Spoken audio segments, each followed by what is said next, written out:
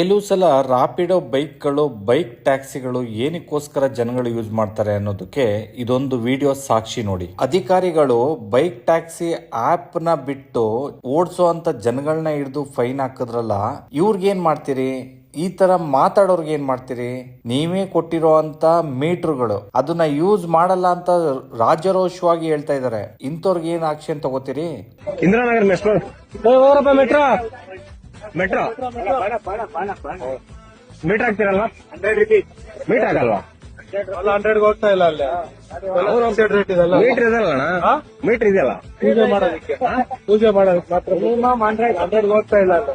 ಅವ್ರು ಹೋಗ್ಲಿ, ದುಡ್ಡಿರೋರೇ ಹೋಗೋದಿಲ್ಲ. ಮೀಟರ್ ತೆಗೆದು ಬಿಡ್ಬೇಕಲ್ಲ ನೀವು. ಇದು ಪೂಜೆ ಮಾಡ್ತೀವಿ, ಮೀಟರ್ ತೆಗೆದು ಬಿಡ್ಬೇಕಲ್ಲ. ಮಾಡ್ತೀನಿ ಬುಕ್ ಮಾಡ್ತೀನಿ. ಮೀಟರ್ ಬರ್ತೀರಾ? ಮೀಟರ್ ಬರ್ತೀರಾ?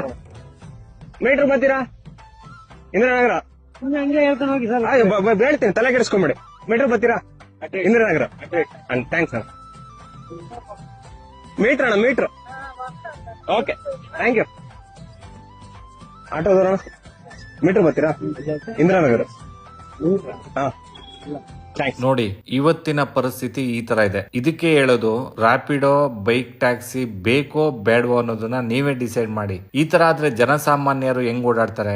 ಮನೆಯಿಂದ ರೋಡಿಗೆ ಬಂದು ರೋಡಲ್ಲಿರೋ ಅಂತ ಆಟೋ ಹತ್ಕೊಂಡು ಮೆಟ್ರೋದಲ್ಲಿ ಹೋಗೋಣ ಅಂತ ಅಂದ್ರೆ ಮೆಟ್ರೋ ಸ್ಟೇಷನ್ಗೆ ಹೋಗ್ಲಿಕ್ಕೆ 100 ರೂಪಾಯಿ ಕೊಡ್ಬೇಕು. ಮತ್ತೆ ಆ ಕಡೆಯಿಂದ ಬಂದ್ರೆ ಮೆಟ್ರೋ ಸ್ಟೇಷನ್ ಇಂದ ಅವ್ರ ಮನೆ ಹತ್ರಕ್ಕೂ ಅಲ್ಲ, ಬರೀ ಮೇನ್ ರೋಡ್ ಹತ್ರ ಅವ್ರು ಆಟೋ ಸ್ಟ್ಯಾಂಡ್ ಹತ್ರ ಬಂದ್ ಇಳಿಯೋಕೆ 100 ರೂಪಾಯಿ ಕೊಡ್ಬೇಕು. ಇವತ್ತಿನ ಪರಿಸ್ಥಿತಿ ಈ ತರ ಇದೆ. ದಯವಿಟ್ಟು ನಿಮ್ಮ ಅನಿಸಿಕೆ ಅಭಿಪ್ರಾಯಗಳನ್ನ ಕಮೆಂಟ್ ಮಾಡಿ. ಅಧಿಕಾರಿಗಳಿಗೆ ತಪ್ಪದೇ ಈ ವಿಡಿಯೋನ ಶೇರ್ ಮಾಡಿ, ಅವರು ನೋಡಿ ಸ್ವಲ್ಪ ಖುಷಿ ಪಡ್ಲಿ.